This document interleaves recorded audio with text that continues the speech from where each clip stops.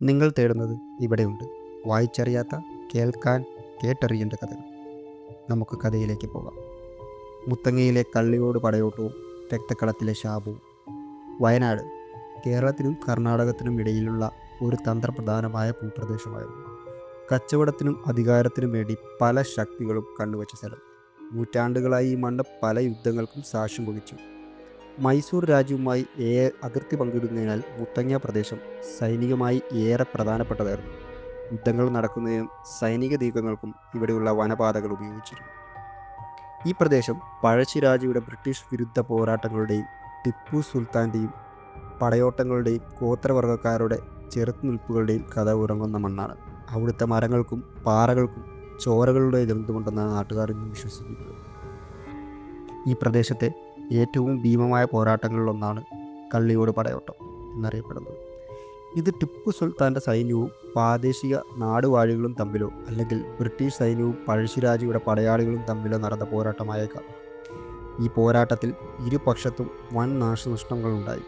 നിരവധി പടയാളികൾ കൊല്ലപ്പെട്ടു. മുത്തങ്ങയിലെ കള്ളിയോടി എന്ന പ്രദേശം അക്ഷരാർത്ഥത്തിൽ ഒരു രക്തക്കളമായി മാറിക്കഴിഞ്ഞിരുന്നു. യുദ്ധത്തിൽ മരിച്ച പടയാളികളെ കൃത്യമായി ആചാരങ്ങളോടെ അടക്കാൻ സാധിച്ചിരുന്നില്ല. മൃതദേഹങ്ങൾ ചിതറിപ്പോവുകയോ കൂട്ടമായി കുഴിച്ചിടുകയോ ചെയ്തു.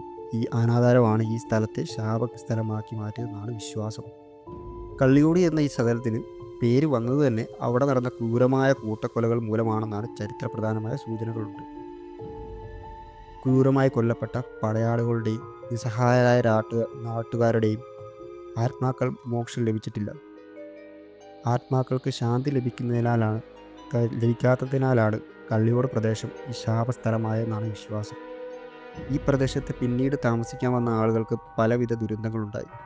വിളവ് നശിച്ചു പോവുക, അസുഖങ്ങൾ വരിക, അസ്വാഭാവിക മരണങ്ങൾ സംഭവിക്കുക തുടങ്ങിയവയായി പതിവായി. ഈ ശാപം മാറ്റാൻ പല തറവാട്ടിലെ കാരണവന്മാരും ശ്രമിച്ചെങ്കിലും ആർക്കും പൂർണ്ണമായി ഫലം കണ്ടില്ല.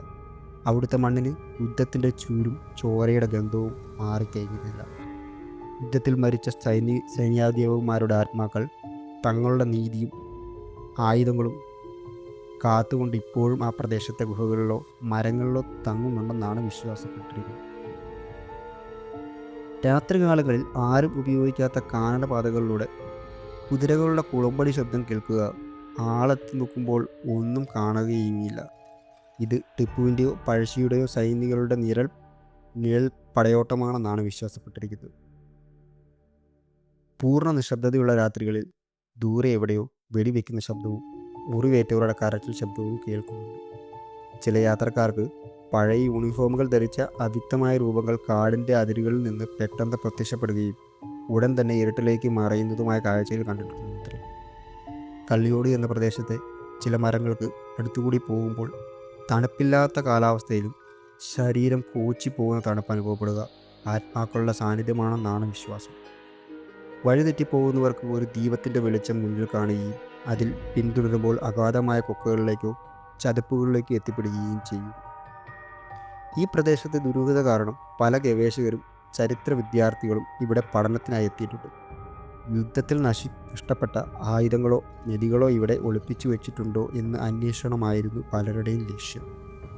നിധി തേടി വന്നവരെ നാട്ടുകാർ എപ്പോഴും പിന്തിരിപ്പിക്കാറുണ്ടായിരുന്നു. കാരണം നിധി മോഷ്ടിക്കാൻ ശ്രമിക്കുന്നവർക്ക് ശാപം ഏൽക്കും എന്നാണ്, അവരുടെ കുടുംബത്തിന് ദുരന്തമുണ്ടാകുമെന്നുമാണ് അവർ വിശ്വസിച്ചു വന്നിരുന്നത്. കള്ളിയോട്ട് പ്രദേശത്തെ ചില കുന്നിൻ മുകളിൽ നിന്നും പഴയ ആയുധങ്ങളുടെയോ പാത്രങ്ങളുടെയോ ചില അവശിഷ്ടങ്ങൾ ലഭിച്ചിട്ടുണ്ട്. ഇത് ഇവിടെ ഒരു വലിയ സൈനിക താവളമോ പോരാട്ട കേന്ദ്രമോ ഉണ്ടായിരുന്നു എന്നതിന് തെളിവാണ്.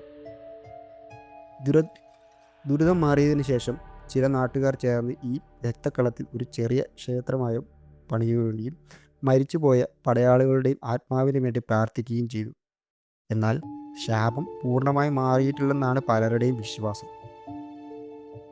മുത്തങ്ങ എന്നൊരു വന്യജീവി സങ്കേതം കൂടിയാണ്.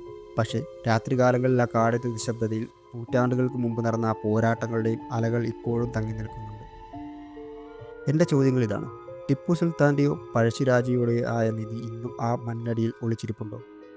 ചിലർ കാണുന്ന സൈനിക രൂപങ്ങൾ നീതി കിട്ടാത്ത ആത്മാക്കളുടെ അവസാനത്തെ പ്രകടനങ്ങളാണോ? ഒരു രക്തക്കളത്തിലെ ശാപം ഇനി എത്ര കാലം ഈ മണ്ണിനെ പിന്തുടരും?